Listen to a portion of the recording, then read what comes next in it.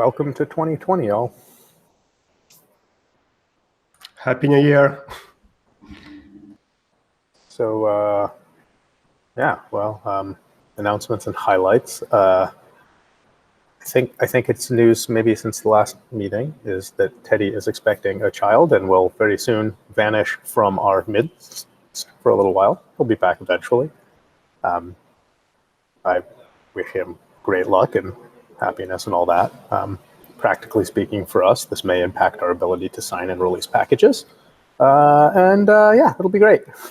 He did give us access to the keys, though, right, Seth? I thought he somehow transitioned that to someone. Well, yes and no. Right. He signs the Mac packages with his personal Facebook key.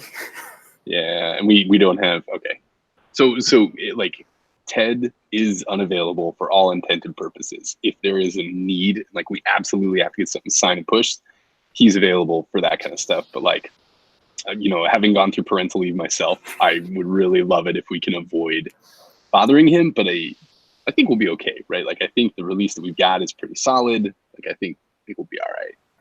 I think so too. I have been through parental leave, and conversely, I would absolutely have taken some time to go work on a side project. Well, I mean, Ted has plenty of side projects that I would love for him to focus on. Ted can show up if he wants to show up. We have no... I think probably one thing that we should do... Is Ted still around, or has he hit leave yet? He's still around, but we're in performance calibration. That's so right. He's off the grid, man, hard. Like, he's going to be really tough to get time from. So I think one thing that we probably do need to do is I don't think we've promoted the current release to stable in the packaging. I can do that. Yeah. This is like something we are ready to do. We can talk about it. You can do that in the RPM repos and the deb repos? Oh, no, but that's fast. You can do that. Okay. That's probably a thing that we should do. If we are...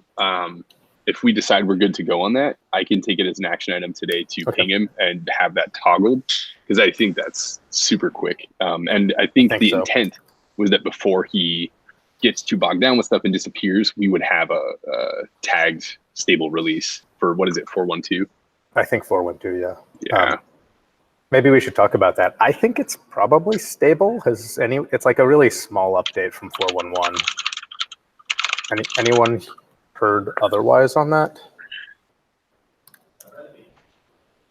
I haven't had any negative experiences with it. Like I say, I run it at home, but I haven't heard anything bad about it. Not in Slack chatter.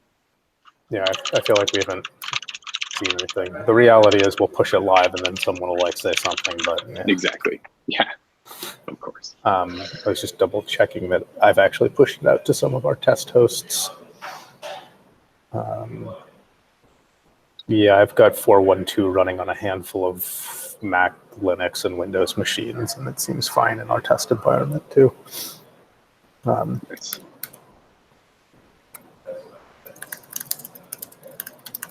Yeah, so if we do decide we need to cut a new release, we can kind of work through that, and worst case, we'll sign up with a different key. I don't know if that'll be a problem. Like, either there might be someone else in Facebook, or I can sign up with Collide keys. Like, we can figure it out. Yeah. I'm a little more worried about some of the, I think some of the process is still a little bit Teddy driven as opposed to CI driven, but that's the ongoing project. Yeah, it's hard, right? So we'll get there. It's just gotta keep pushing. Yep. I know. It's super exciting for Teddy, so I don't want to get too caught up into how will we survive? We'll be fine. I hope he gets enough sleep to be fine too. And it'll be great.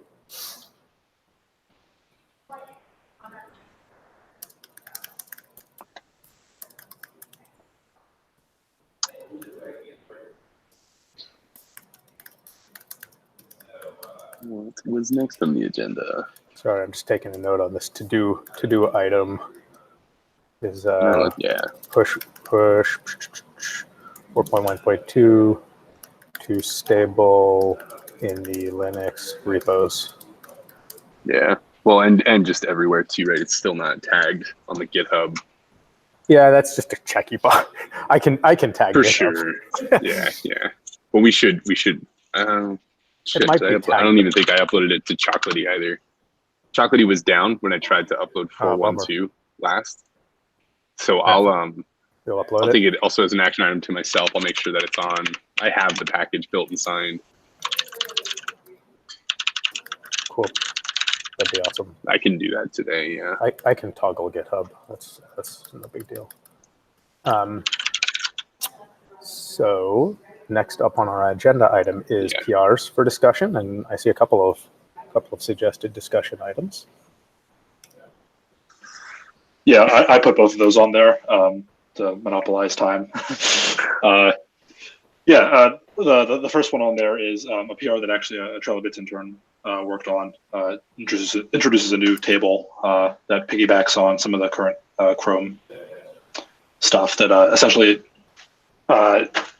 provides rows for every pair of, I believe, URL pattern and let me see what the actual. Every script and URL pattern exposed in each for each extension ID for every Chrome install on the host system. The idea being that you would join that to the actual Chrome extension table to get a more meaningful query. I don't know much about any of this code, so I don't know that I've got much to say. I did a bit of cleanup on it, but I would just appreciate any sort of eyes on it to see if I made any really egregious C++ mistakes. My C++ isn't always the best, so would appreciate it. As a maybe naive question, is it possible to make this in a way that doesn't require joining, or is it inherently? It's unrolling a set of nested lists. So unless we want to encourage duplicated rows for a lot of things, or it probably works best with a join.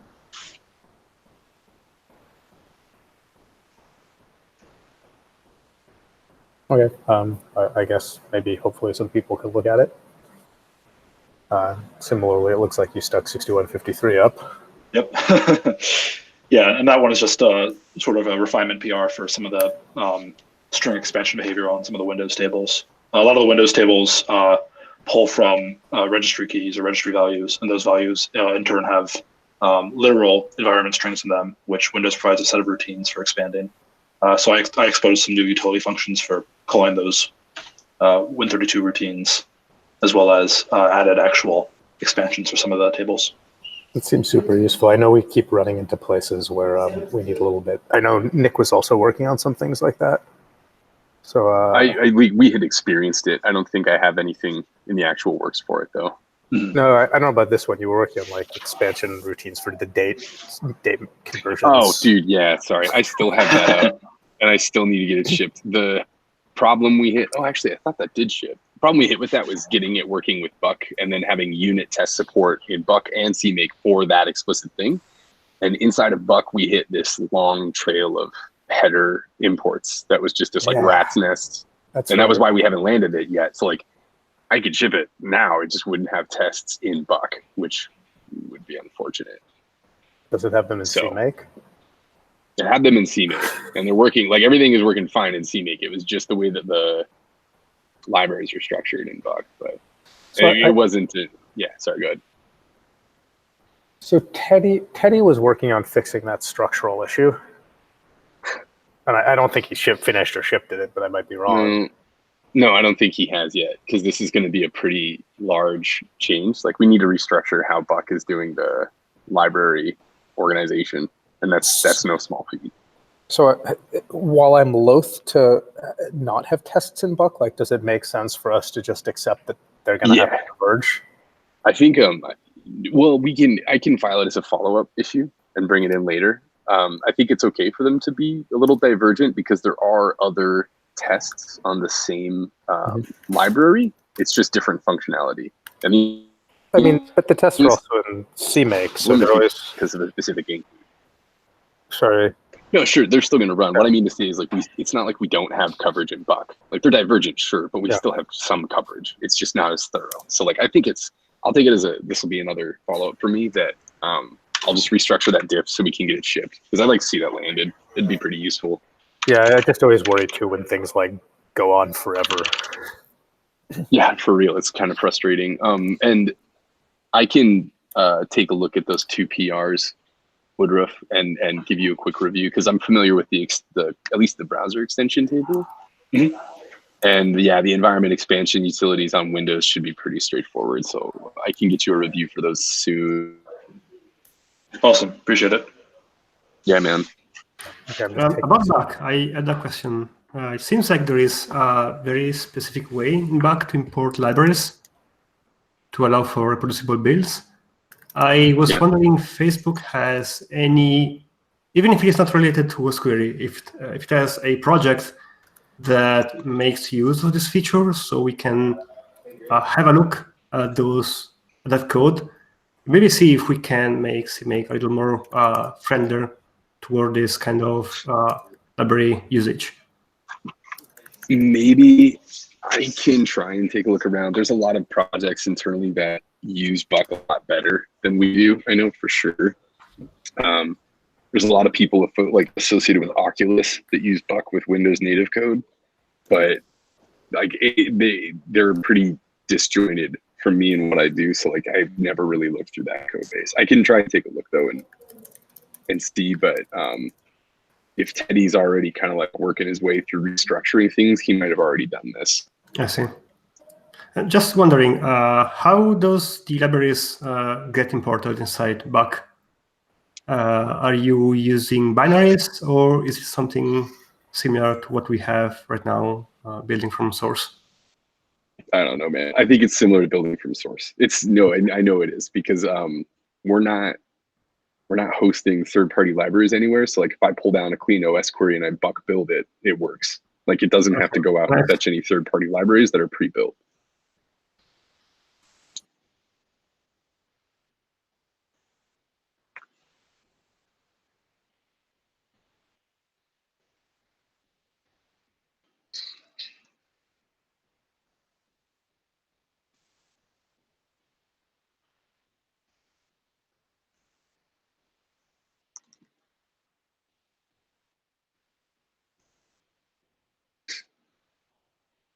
Anyone want to chat any more about the Buck thing? I can try and look up where those PRs were. I know we talked about them in past office meetings, at least so they're linked into the minutes. So one of the conversations that we've been really slowly having in a PR, this is PR 5882, which was a PR from Upticks about fixing the flag and CLI flag behavior. It basically sounds like, I haven't confirmed this, but according to this PR, we are not correctly enforcing the CLI flag semantics. So anything that's supposed to only be settable in the CLI is actually settable in a config file, which sort of raises this other interesting question of why do we even have the difference? I've sort of heard 2 ideas, and one of them is correct, and one of them could be correct. The things I've heard are right. We might require something be a CLI flag and not a config flag because it's required to bootstrap configs. And the other one is that if you had privacy or performance concerns, you might want to actually require the endpoint enable a feature specifically without it kind of bouncing through the config file. In this PR, Teddy said that the original intent was to configure something was bootstrap related, like why let you have the config file set a new config server? So personally, if I think about that, that doesn't make sense to me because you might sort of bootstrap one config and then the server might say, hey, now go talk somewhere else. Like there's a really interesting workflow there that doesn't matter to me, but at least a couple of people have said they need some of that. And it's more interesting to me to sort of reason through, like, I don't know, should a server be able to enable the carver, or does that require like an endpoint have a fairly strong toggle on off for that? So I kind of wanted, like, what do people think? Does it make sense to have CLI only flags?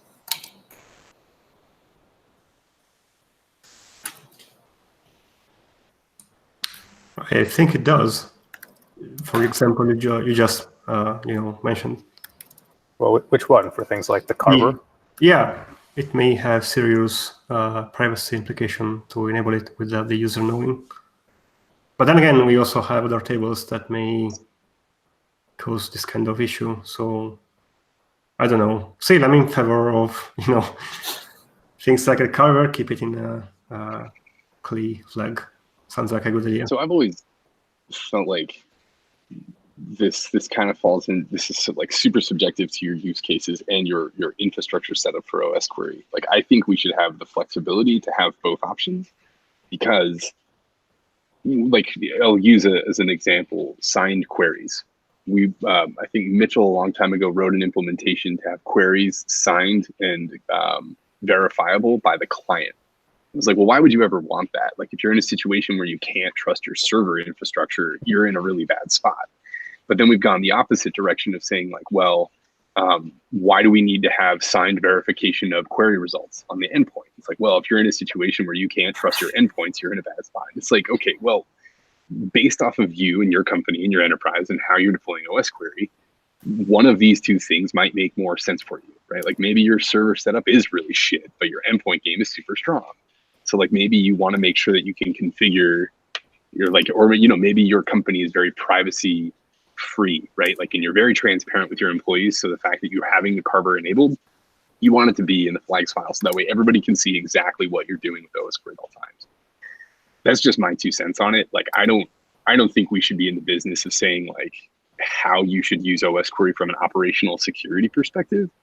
I think it makes sense to kind of offer up both options, but I do strongly feel like we should come to terms with consistency on that, because that has always been really goofy to me that like we have 2 different macros and neither of them seem to do anything different from the other. Like, so I don't know the original use cases, but I've never seen them.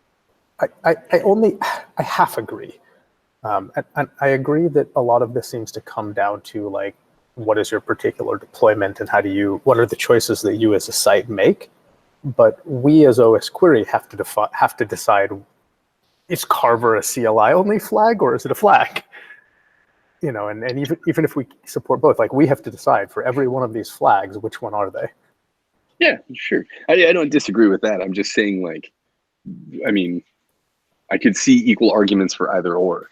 Like being in a situation of saying, well, the carver should only operate in these types of modes. I'm like, well, I mean, I think that we can have healthy discussions around these. What I'm going towards is I think it makes sense to have the opportunity of both, as opposed to merging them all and saying we just have a flag, just a concept of a flag, and it doesn't matter how you pass it.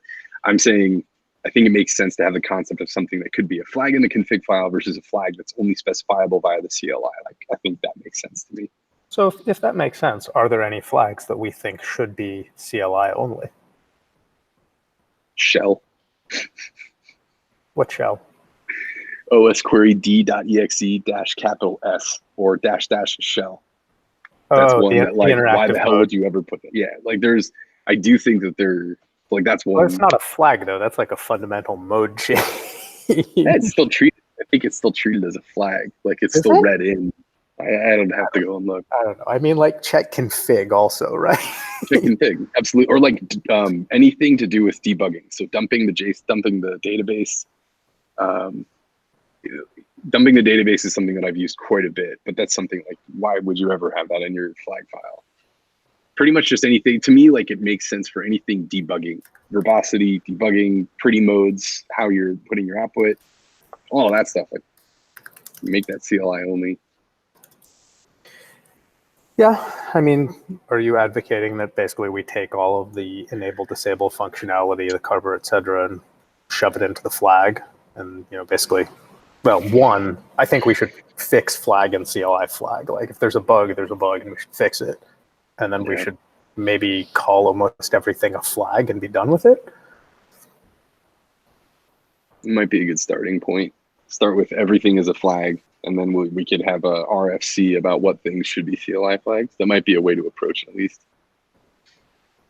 I was wondering, it seems like, but someone has to confirm that any extension can update the config, even though it may not be a TLS distributed plugin. And so this is why I was thinking we had this kind of separation, so we don't have a rogue extension. Not necessarily rogue, but maybe not configured correctly, or doing something that is not expected in a new version, maybe. Isn't config extensions a specific extension type? Yeah. I mean, so like fundamentally, this goes down to the same question of like, do you trust your extensions in sight? If not, maybe don't run them. Oh yeah, but if you have auto-loadable extensions, I was thinking about extensions that are not config. Yeah, like if you had just auto-load any extension in this directory, and we were in a state where there's a bug that non-config extensions can modify the config. I see what you're saying, Alessandro. Like that makes sense. So I think I did this by mistake, updating the configuration without having a config plugin, and it seemed to be working fine. Could we verify whether or not that's a problem and cut an issue for it? Like if that is a problem, that seems pretty serious to me. Well, I don't think there are permissions on the registry messages. I mean, I didn't see them. I don't know if the registry is capable of rejecting a request for a request that is not supposed to come from that specific extension type. But yeah, I mean, your logic still applies. You would have to naturally trust everything you put both on the endpoint and the server. I mean, you really cannot connect to the extension socket without admin privileges. And being able to change the auto-load file would be a bug, which can be easily fixed. So yeah, it was just a thought. Well, it's a fair thought. I mean, there's all of these cases where, you know, you can go and break things, and like you can compromise your endpoints, and like Osquery is fundamentally a very powerful piece of software running as root on your endpoints. So it's this hard question of like, what should we do? And I'm kind of loath, like I don't want to build infrastructure to let a site set whether or not something, like to keep using the carver as an example, right? I don't want to say the carver is a CLI only flag unless you pass the allow carver in config option. Like there's too many config. Yeah, that is true. So I kind of just, like, I think we should just decide for kind of each flag, what should we go, and be willing to like adjust them as we hear. And I'm pretty willing to go in any direction on it.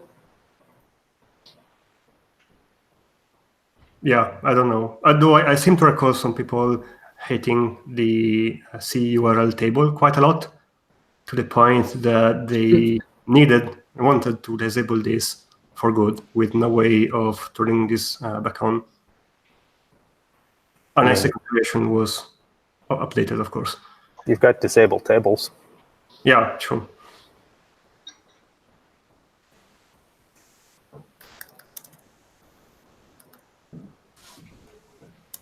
So if I'm going to ask, like, do people want to just push everything into flags, or do people want to like actually reason through, and I don't mean in this meeting, more like in a PR or something, reason through like individual flags?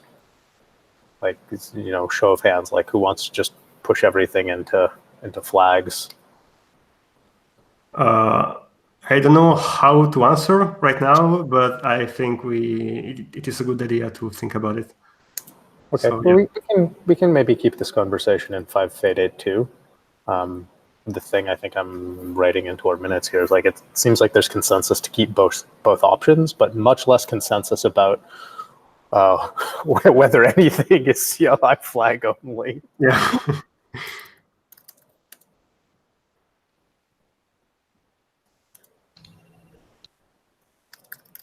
Yeah, I mean, as a user, it would be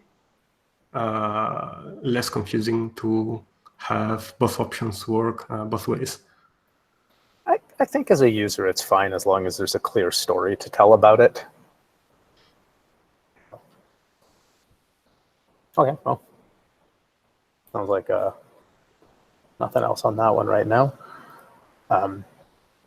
We got a sort of proposal and maybe 50% of a PR, 6150, to create a enable function, enable tables option. This is sort of the counterpart to disable tables. thought I'd bubble it up into a meeting as like a pretty notable change. So I feel like those should go through a conversation. I didn't see that. What's the use case compared to the disabled tables? The use case, so I'm not the originator of this, but my impression from this conversation is they are dealing with an external vendor, perhaps my employer, not wholly clear to me, and they would like to dramatically limit what their Osquery server can read off of their endpoint. So they kind of want to treat it as a whitelist instead of a blacklist. Oh, I see. Hi, I'm the original author behind. Welcome. Hi, Ron. I'm the original author behind the enable tables functionality, and I think you worded it really well. From my point of view, my employer is in the process of deploying Osquery on every laptops. And I want to have the possibility to limit what Osquery sees of my systems from now. So this is doable with disabled tables. But since Osquery will ship new tables in the future, and I think as a user, I don't have time to review each of these tables now and in the future. I want to limit them now, fire it and forget it, and let Osquery run forever. And I hope I made myself clear. Yeah, I think I understand. But I mean, it isn't really hard to pull down the table list. The full list is something like 100 right now. So maybe in the future it's going to be much more. I mean, I think it's reasonable to create the functionality. Like if we have effectively blacklist functionality in the tables, we may as well put whitelist functionality. It seems fine. I mean, I think, I'm kind of in a weird place for this conversation, but feature seems okay. It's a little bit interesting given our prior conversation too. Like it's worth noting that Osquery doesn't provide strong guarantees about data accessibility. So that's kind of always worth noting, but I don't know if we support disabled tables, we may as well support enabled tables. Like some level that feels fine to me. Which one of the two settings takes precedence when both are specified? Great question. Is it possible to only have one table list flag value and then have another flag that specifies whether it is a blacklist or a whitelist? I think that's more confusing. I think that when, as a user, you specify at least one enable table, it doesn't really make sense to disable any more table as you just tell Osquery to enable just one table.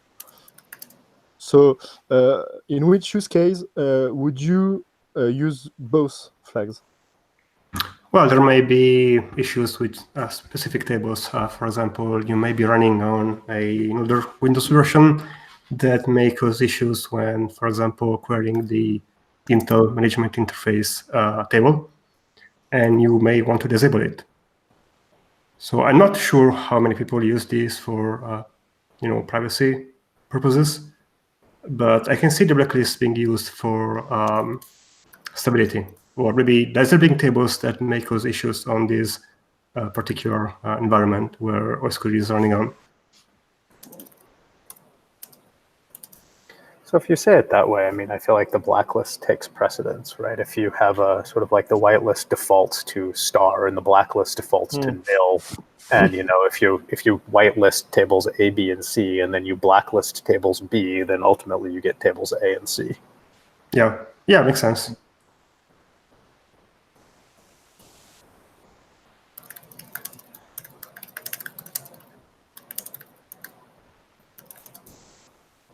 The one comment I had on the PR, which probably left there, is that it feels like this doesn't need another SQLite DB manager call. This should kind of just, there's one SQLite DB manager call that should just gain the appropriate logic to Yes, answer. I will do the appropriate pitches. And anyone want to argue against this? Like, this seems fine to me. So, Yeah, it seems like a reasonable use case. Yeah. Makes sense to me. And I would plus one the notion of having the two things separate instead of combining them, having a whitelist and a blacklist. The one thing I'd ask for this would be some documentation, if you don't mind. Like, could you kind of like, I'm wondering if it wouldn't be worth adding this to the site. I only took a quick cursory glance at your PRs, but I didn't notice any. it should have like they should show up yeah, with the rest of the command line arguments. Yeah, I mean, this kind of thing though, it seems like it might merit a section in the read the docs about whitelisting and blacklisting of tables and like calling it out specifically, because this would be kind of a neat feature, I think. I'm okay with this. This, to be honest, this sort of points at some other pending work I had from a while ago. I sort of went on a lark of trying to figure out if I could disable all the internal tables and discovered I couldn't. All right. Because it's basically, they all run in like the global init state. So it's very weird. So I feel like there's like some other set of functionality that I want about like deregistering things so that like an extension can then re-register with the same names. But I don't know what it would mean yet. So like I've kind of ignored it. But like the use case I was thinking of, which would be, I think, really interesting to sort of us as a core team of people, is I was trying to find ways of testing joins and things. So I wanted to basically say, okay, you don't have a process table because you're running in CI, but here's the data that you would get if you queried it. So I can implement that in an extension. I can basically just say like, here's the data that goes with every one of these tables. Like go nuts, see what you get. But I can't get them registered. So.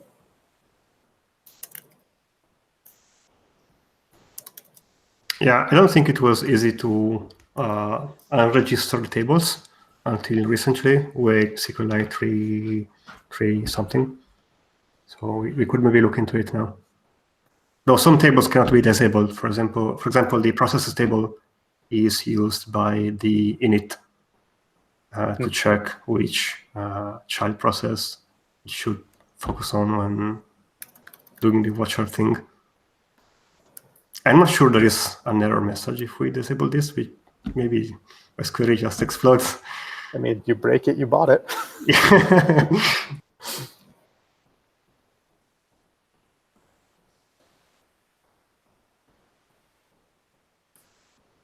Okay, so I mean, it sounds like there's general support for this, and then like any other feature in PR, we should just kind of work through it and get the functionality to be what we like, and write some test cases, and TBD in the PR.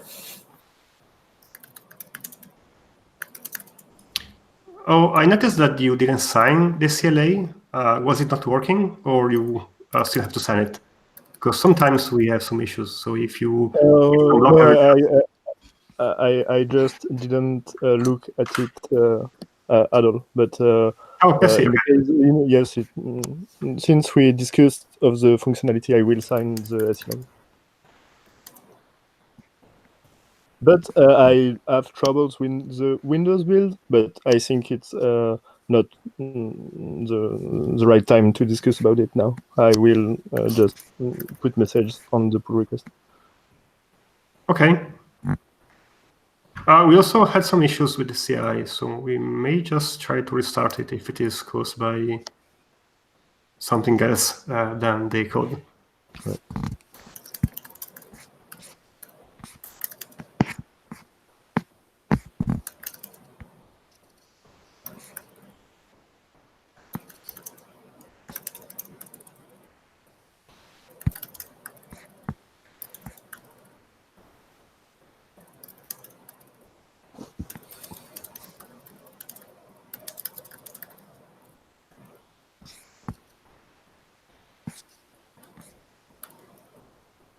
Okay, seems like we all got quiet and I finished taking some notes. Upgrading the OpenSSL version? Yeah, the version we have, which, if I remember correctly, is 102T, maybe Stefano remembers the exact one. It is in end of life as of this year, rather the 31 of December. So we were blocked to upgrade it because we were still using the pre-built binaries from the S3 bucket of Facebook. So once we port everything to source, we can finally update it. And I'm not aware if there is any CVE on it, but we should try to tag this for the next release. Do you know what's left? No. Stefano, do you remember? How can I tell? I think. How can I say it?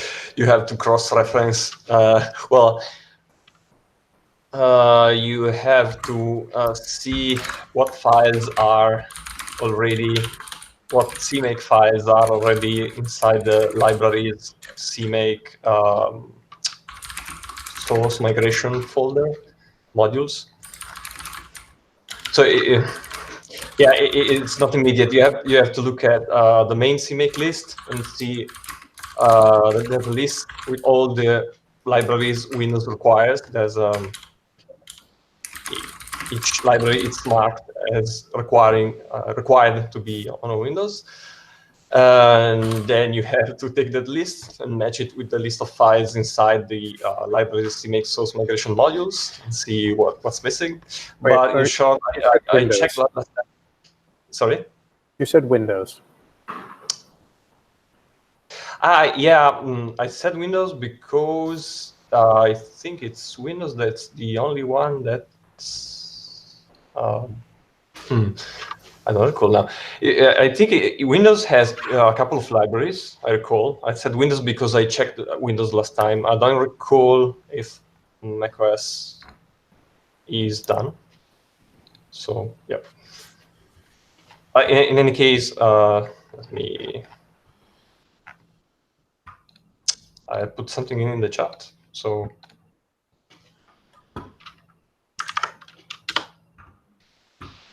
that file on the root, there's a CMake, the CMake file. There's this variable library descriptor list. There are all the libraries, third-party libraries we need. For each library, it's specified on which platform we need it. So you need to take that list for the platform you are interested in. And then you have to match them with the files again inside libraries, CMakes, source migration, and modules.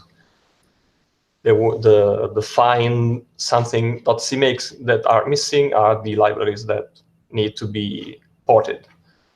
And I think again there was libarchive, I think, for Windows, and yeah, I think maybe only one actually, libarchive. macOS, I didn't check.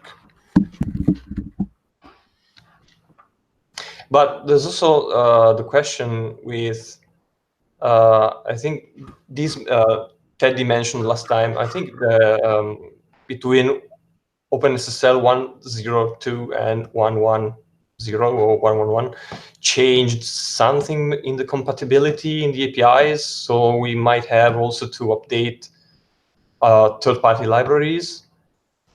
I mean, we have to see, and maybe on those third-party libraries, some API will changes. So yeah, I hope it is straightforward to update it, but we might encounter some issues. Yeah, I was hoping we would have luck with if-def statements inside the code. At least for the libraries. I'm not sure about Osquery.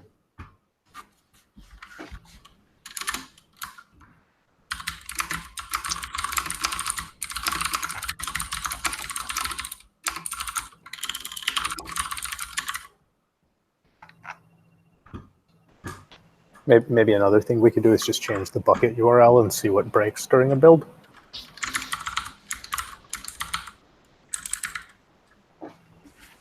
Oh yeah, but we can also just remove the Facebook layer from the settings and see if it still builds.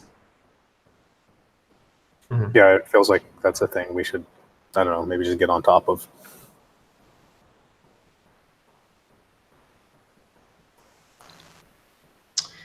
So, yeah, I'm checking the list right now. So Windows, I think it's libarchive and line noise ng, which is missing, those two. For macOS is OGS, I see.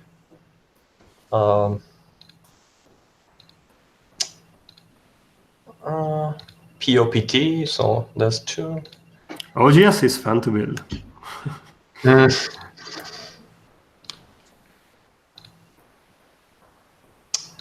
LLPD, SleuthKit, SmartMon tools. So yeah, there are some for macOS. SSD CPP. Yeah, macOS is the one that's most behind. It's also the one that has the most stuff. Yeah. Yeah, definitely. Should we make an issue for this? Do people just kind of want to try and make forward progress? Does someone want to own this? Yeah, it would be nice to make a list in an issue. Yeah. I mean, I guess I'm wondering, like, maybe, I don't know, I don't know. I don't know if the right way to do this is to like make a list and have people try and like bring things into the source layer one by one, or just have someone be like, I'm going to take the Facebook layer off and see what breaks in the build. Either method is fine, I think, but it is nice to have an issue so we can track it in the next milestone. Okay. Yeah, I can make a list. I can open one or two issues, maybe one for macOS and one for Windows, with the list of missing libraries. Yeah, so we can keep track of them. Okay, feel free to throw it in the current milestone. I feel like there aren't a lot of us that have figured out how to add things to the source layer. Like it might be Stefano and Zach and maybe Alessandro. Yeah, it usually requires some experimentation since those libraries are using auto tools or something like that, and they always end up having weird compilation phases where they generate stuff and so on. So yeah. Yeah, great. Does this dovetail interestingly with your work around was it stuff for Arch Linux? Kind of, yeah.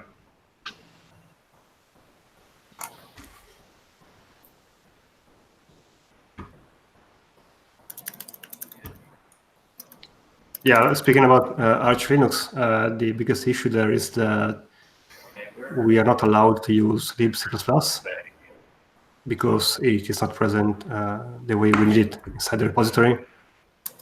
And we also need a new layer to pull in the dependencies from the system. So that is why right now it is a little messy to build it, but we had Anatol work on it with some help from Teddy.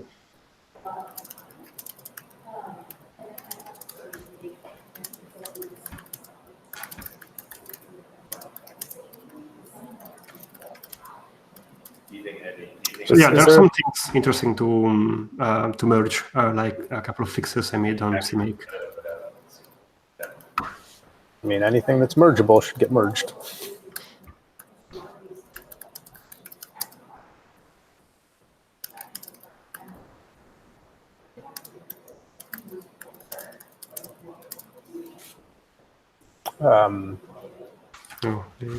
Someone added something about catching build libraries, especially on Windows?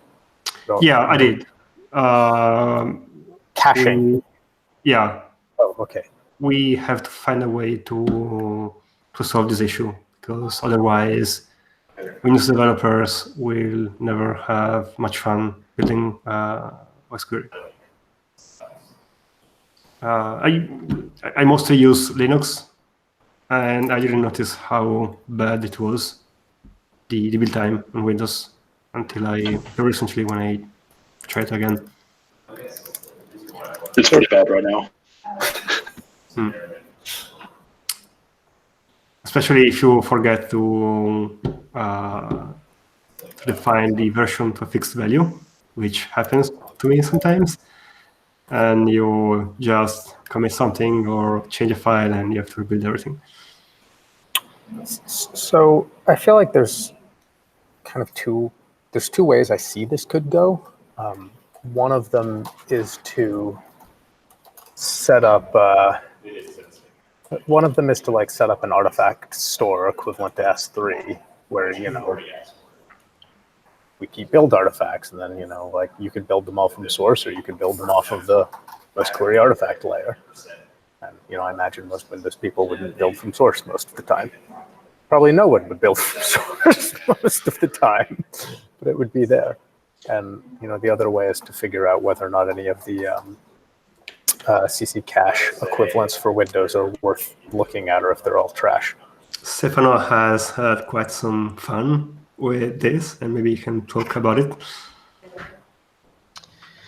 Well, the thing is that anything that probably works, it has to be paid. Like probably Incredibuild has something like this. I tried what's FL cache. I mean the Python script one, and also tried the one that Mozilla uses for Firefox, which is SCC cache, but it does have issues because they state they only test it against their own build, so you should not expect it to work for anything else. So yeah, and there's not much else because the build system on Windows are a bit nasty. So so yeah, I think the only the solution here is choosing. So right now, when we build the libraries, the layout we create in the build folder is not the same layout of actually taking that library, compiling it, and installing it. But so if we choose a layout to install them, a specific layout to install them, then yeah, we can add that layer on CMake, and CMake can through its find package or find library functions find that build library, so that any developer can build once those libraries from source, and then he can just keep a local artifact, and which he can point CMake to. This is also a common solution, I know.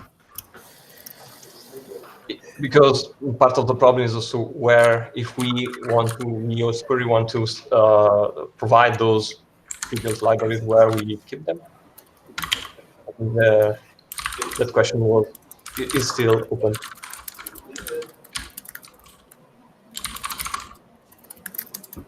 So probably keeping a local or developer shared artifact might be the solution. So it sounds like one thing we could do is change the way we treat them in the build folder, so that you could point at a existing standalone library, makes it easier to stick it into the CMake dependencies layer. That sounds a lot like it dovetails with the Arch work to me. But I don't know if like Windows is fundamentally different than Linux in the way we structure the build folder. This is all kind of beyond my depth.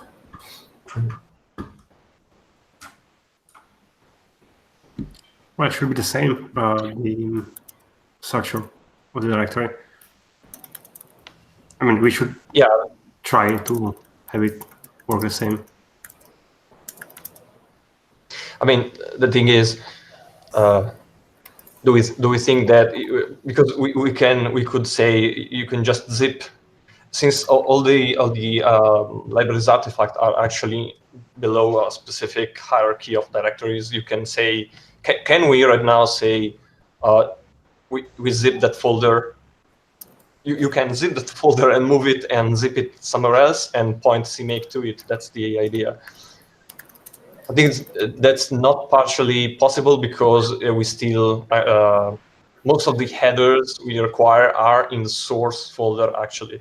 So we need a CMake command, a CMake target, something to prepare the correct layout for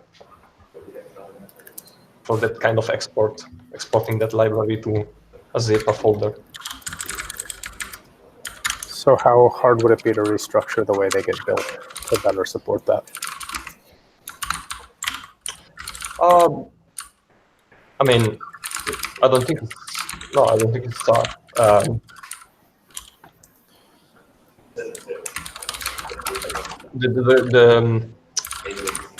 We know CMake knows which files, which header are required. Kinda, at least the folders that each library needs. So yeah, we can just copy them.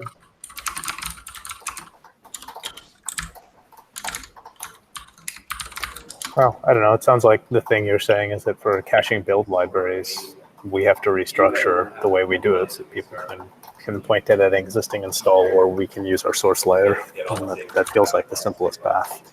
But I don't know. I think Stefano and Alessandro, you two probably wrote most of the current build systems. So yeah. I don't foresee any. I mean, again, it's just a matter of adding a similar way actually to what we already have with the pre-built libraries on Facebook. Simply, the layout of the library will be a bit different, so we have to instruct CMake where is what, and what is where, and yeah, beyond that, it shouldn't be much difficult.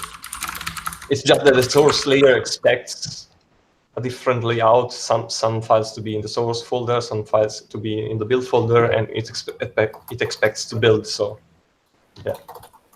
can we change that so it expects everything in the same place? Sorry? Can we change that so that it expects everything in the same place?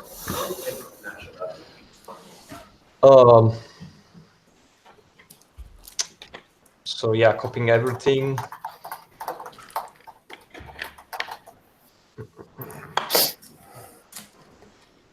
I mean,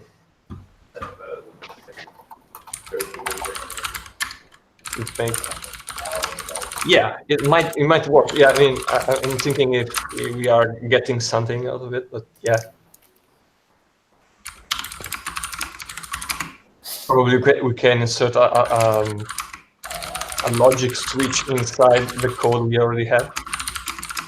I'm just thinking about like how to make it easy to handle pre-built things and let people point at things, right? Because I mean, theoretically, to use a library, you have to have its headers and the shared libraries to link again. So like, what does it matter where they are as long as all your paths are there? Hey, Alessandro, can you mute your mic? Oh, I'm sorry. I was talking to Also, Mike. sorry, guys. I have to duck off. Thank you very much for the time. Sorry to bail on a really good discussion. But Nice to see you, Nick. next time. Yeah. Yep. See ya. But no, yeah, it's not a matter of where they are, but yeah, currently since we have that split where some files are there and some other files are somewhere else, yeah, we cannot use CMake, find library, or find package, or even write some because they are all the header files are all over the place. So yeah, if they are united into a single folder with a specific layout, we can say that's the layout we want to for the libraries, and that's the layout we will use if you want to build with pre-built or if you want to build from source. So yeah, that's basically the work we have to do. I'm sorry, I don't quite understand. Are you suggesting that if we build from pre-build, we would copy the headers into a shared location? Yeah. Is that recommended? That feels weird to me, but I don't spend a lot of time in big C++ projects. Like, why not just set the header path to include, wherever they are?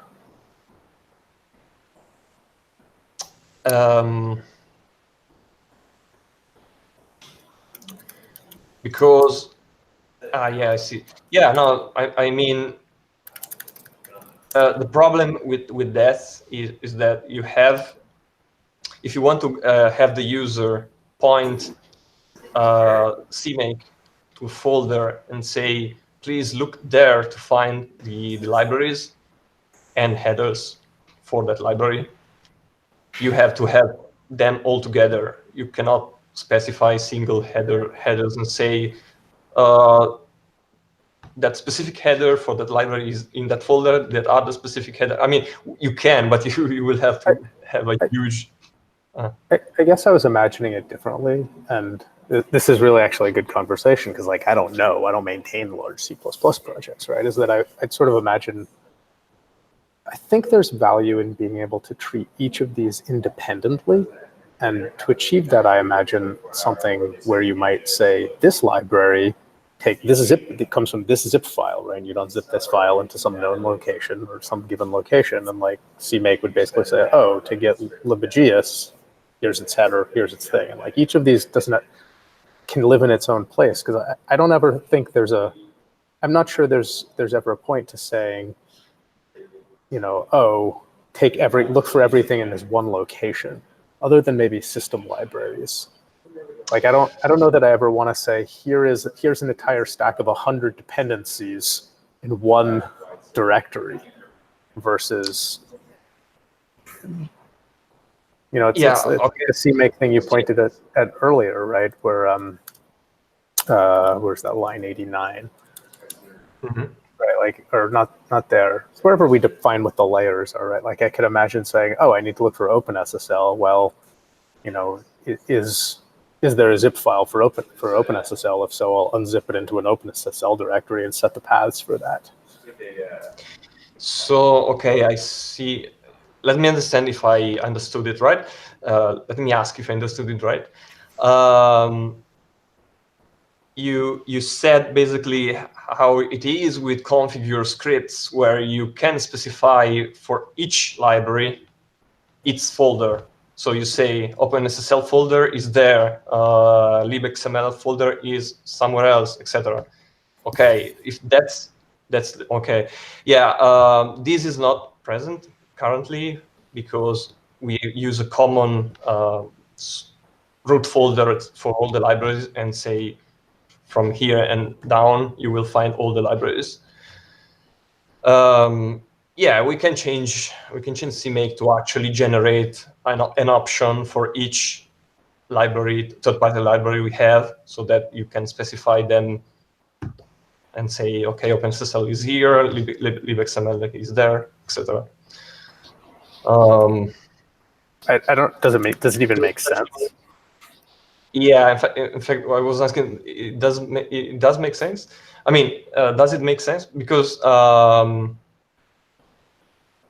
if the objective here, again, it's caching and speeding up builds, the workflow, I imagine, again, it's you download Osquery, you build once everything from source, and you have all those libraries compiled all together, all coming from Osquery, from that build you've done, and you will just take them out of the build folder so that you will not delete them by error, etc. If you have to do a clean build.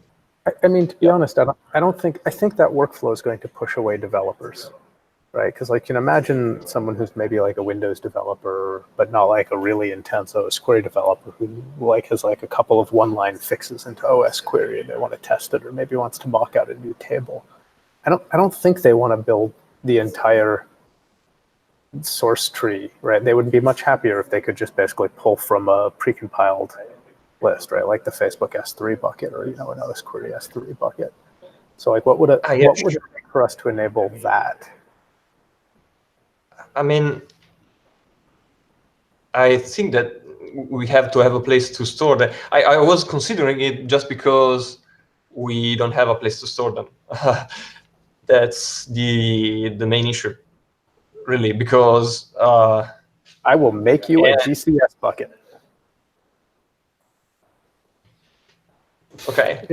If that's what's stopping us, we can do that. Mainly, yes, bandwidth and space. Not really, but something that can support the bandwidth we possibly need. I mean, we can, like, I don't know what bandwidth we need, so I don't know. But like, I feel like we can work through that. Like, we've got options. Because that layer we already have. Obviously, we again expect the libraries we download from the Facebook layer to have each one to have a specific layout. But yeah, that can be adjusted. It's not too. That would be true for us too. Like, I could absolutely. That would be true for us too. I think. I think I'm proposing that we figure out how to create an Osquery binary layer, analogous to the Facebook layer, because I think it will help developers everywhere. Yeah, we basically already have it. We just have to like kind of copy it, change the URL. Actually, we already can change the URL from where those zip are downloaded. So yeah. Yeah, I mean, I agree. It feels like we have many of the pieces, but we haven't kind of put them together yet. And like, similarly, I think it's good and important for us to build from source stuff, and because like I think we need that too. So it's sort of funny. Yep. So if you're mostly just blocked on like the technical, where do we host this much data? How do we serve this much data? I can take that as a to-do. I can't so much help with like the human bandwidth of how do I configure and build something. But figuring out how to serve files is that's a thing I do. Perfect. Thank you.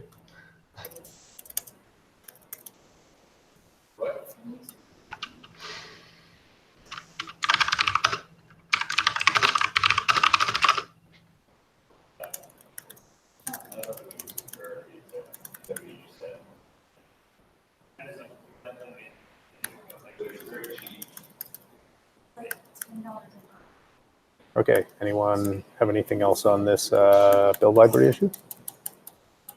And I think this item about BPF is probably from Alessandro, if I had to guess. Yeah. So I was wondering how many people are using the BPF things we have currently in Osquery. They are mainly there to track the set UID and kill system calls. So I would like to start small and implement those using my new library for tracing system calls, and eventually end up with more featureful tables, such as socket events and so on. But yeah, start small because eventually I know I will have to change this or that to make it more compatible with Osquery, and I would like to start small for this reason. And so it seems like they're depending on some of the EV2 framework, I'm not sure. That is unfinished, apparently. So I believe the EV2 framework is dead.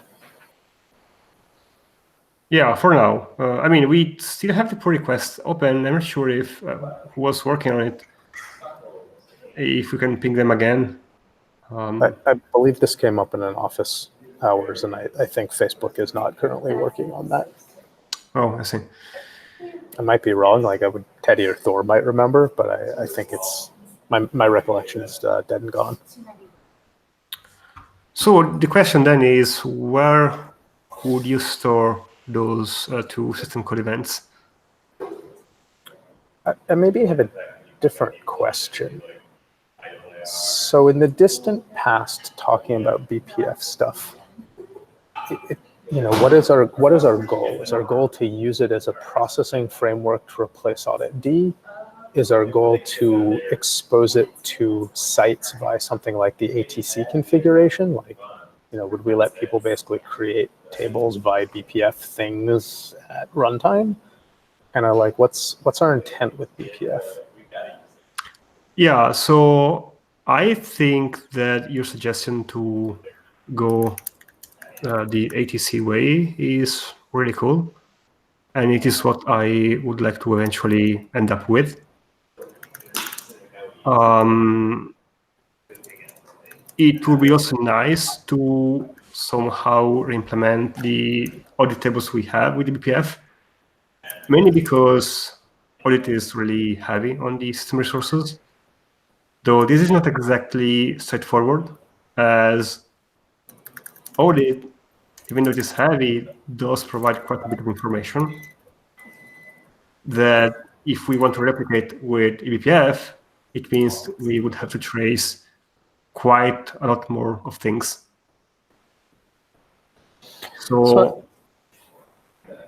Sorry, go ahead. So it sounds a little bit, from how you just said that, what I hear in that is that BPF allows a lighter weight, narrower use case than Audit D does. To do everything Audit D does, it becomes as heavy as Audit D, but it allows you to do much narrower things inexpensively. And I don't know if it would end up being as heavy as Audit. I just didn't try yet. So, I mean, I did try to do this when I have used the BCC library. And I also tried doing this with BPF Trace. I made 2 different extensions to that would import those 2 projects as libraries, even though it is really hard to use them as integration inside the query because there are many instances where the library just terminates the process if something goes wrong. And we also need to tweak how memory allocations are performed. And also we need to be able to make sure we can limit them. And that is why I wrote a new library. I didn't try again or implementing the full audit-like tracing system. I mean, I feel like there's sort of 3 possibilities, right? One of them is to create something like the ATC functionality, so you have runtime BPF, which is pretty cool. It seems like a neat feature. Another one would be to replace Audit D, which potentially needs to effectively be bug compatible at the table layer. And well, another I wouldn't really replace it. I would create additional tables called like BPF process events. Yeah, and the third way would be to create like an additional table that maybe is slightly less rich or something, but maybe better in other ways. And then, we could basically just be like, I don't know, test this. Do we like it more? If we like it more, we can replace the old one. Yeah. Well, I mean, the things we are using on BPF do require up-to-date kernels. And it makes sense to keep audit around indefinitely for as long as the systems we support do not have the full BPF feature set. And of course, we need to be to have feature parity. The thing about the ATC is that while it is interesting to trace system calls on their own, there will be no way with the kind of usage to implement some kind of logic to piece different events together. So, for example, if we want to replicate the socket events table in BPF, we would have to trace for example, the socket and the bind and the listen system calls to track FD usage. And this is not something we would be able to express inside the configuration file. So Why not? ATC is something that would be interesting to implement regardless. But if we want to implement the specific tables, we would have to do it by code. I mean, I guess I don't know enough. I'm under the impression that like inside BPF, you can create little programs that do stuff. Yeah. But why couldn't, I mean, I like imagining putting one of those into my Osquery config. I don't know. Maybe it's impossible. I don't understand it. I should test things. I should play with this. Yeah, well, the trouble with BPF is that it is highly limited in what you can do. For example, right now we cannot use loops in the version I mean, you can do them in 5.3 if the verifier can prove that the loop has an end. They're called bound loops. But in order to try and lower the required kernel version to 4.18, we are not using them. So you cannot have function calls. You cannot jump backwards. You cannot have data section, so you cannot have any kind of global variable or string literal. And I mean, there are many limitations. Even the stack size is limited to 0.5 kilobyte. There are many things that cannot be done there. So the program usually just takes the data you need. You can then do some light processing on it, but at the end, you will always store something in a map or to a perf output and then use it from user mode. Mm-hmm.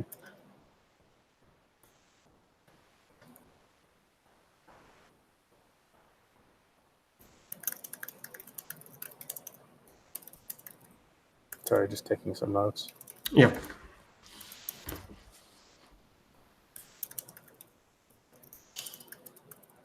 So when you say all of that, what it really sounds like is implementing new tables is probably the first thing, and we have to like do some more stuff there before we figure out if there's a place to replace AutoD tables or create something like ATC. And this is why I was thinking about the current code we have for BPF, because it is only tracing two system calls that are extremely easy to replicate. So starting small, I would start with those. I mean, that seems cool. I kind of wonder if we could basically make a runtime switch for, if you're on a system that has BPF, then you get the BPF implementation of process events or something. Maybe, I don't know. It is still too early to Absolutely attempt to replace those tables. Yeah, I agree. So yeah, where would you store those two system calls? Like, where would I store what it hooks? No, I mean the current facility that traces the set UID and kill using BPF. I guess the question is like, so we have a current table that uses those. I don't know this code super well. Yeah, I actually never tried it. It has been implemented using hard-coded opcodes written directly in C. Does it? Do you need to get rid of it to start playing with your code? I can. Would it be easier? Would it be easier to get rid of it? Well, not really. But I was wondering how people were using it so that I can create something similar. If there is a need to have something similar. Otherwise, just I'm okay with just having a name for a table where we can like store this kind of data. Like, I don't know, system call events.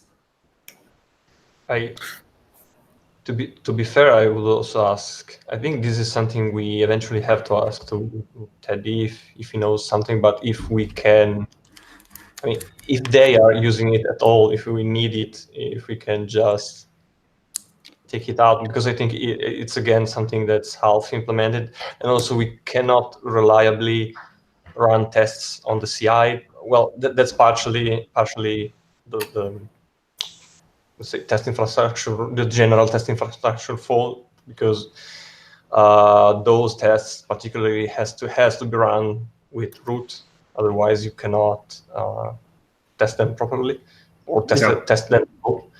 Yep. So yeah, we can I mean, have them side by side then. Sorry. Yeah, side by side. We can have them both side by side. So for the little that it's worth, I am not aware of anyone using BPF.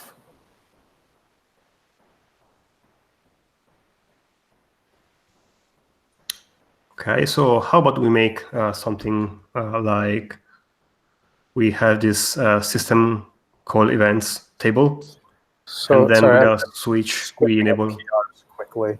So BPF was enabled 1 year ago, about a year ago by, I think this is I think Alexander, he's one of the Facebook UK folks. Yeah.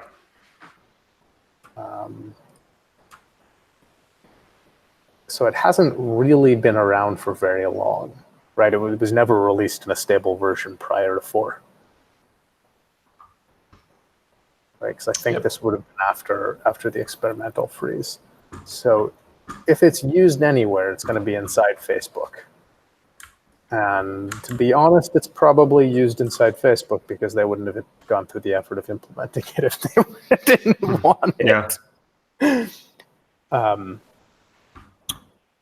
So if I say that, then probably either the initial work you do should kind of be aside from that, or it should be very clearly compatible with that.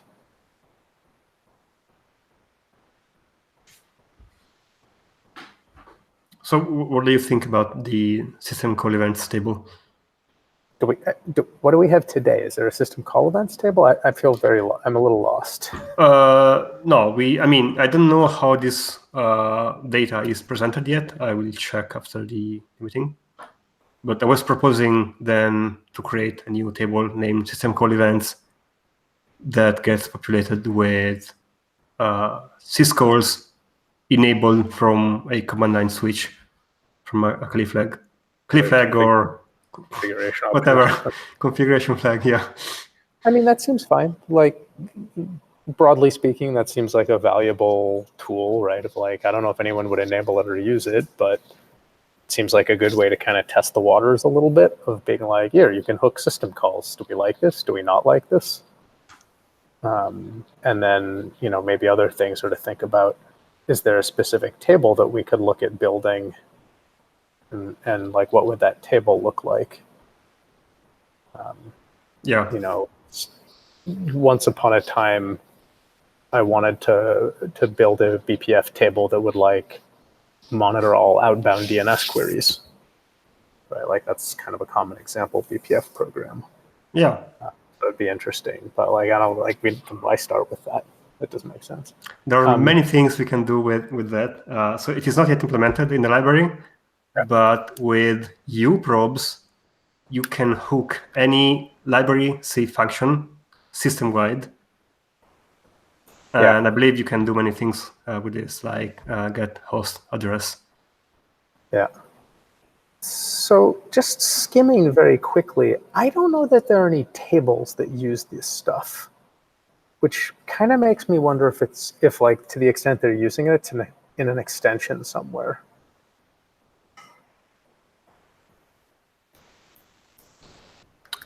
Maybe I didn't do a good job at studying the BPF code in Osquery.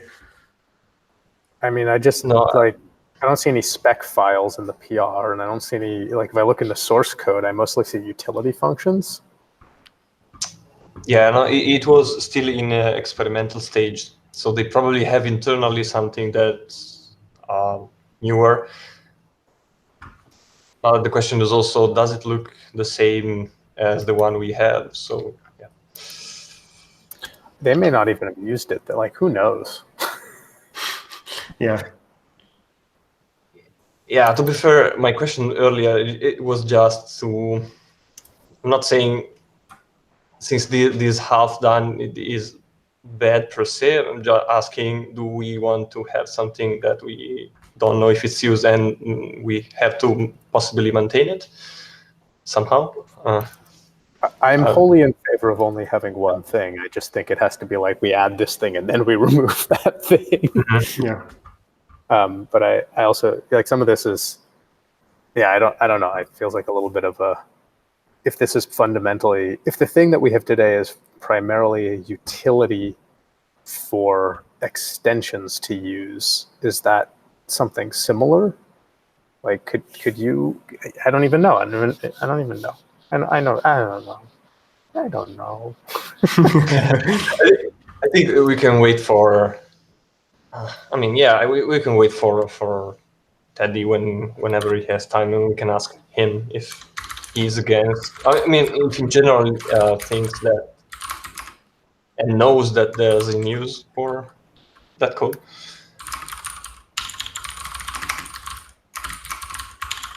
Yeah, like it looks like there's just, yeah, I'm sort of skimming the code. Like it looks like it's got functions for like taking a BPF program.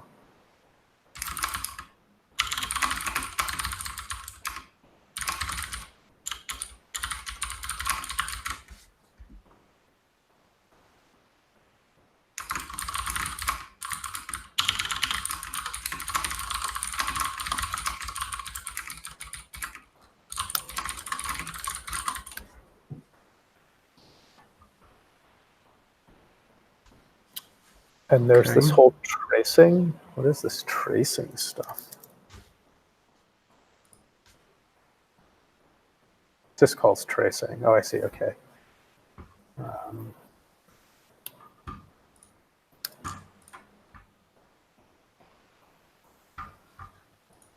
Yeah, I don't know. Having a syscall event stable seems cool.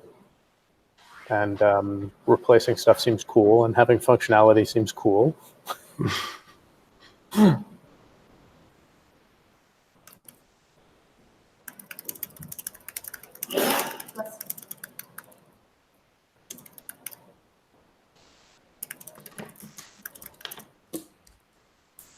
Okay, I don't have anything else.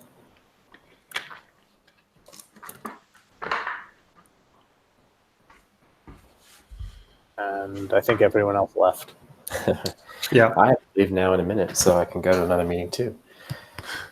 Okay, well, nice to talk to you all. Yeah, same. It was nice seeing you. Feel free to skim over the office hours and make any corrections. I'll shove them all into Git in a little while. All right. Will do. Okay. See ya. Thank you, Seth. Thank you both. Thank you. Bye. Bye.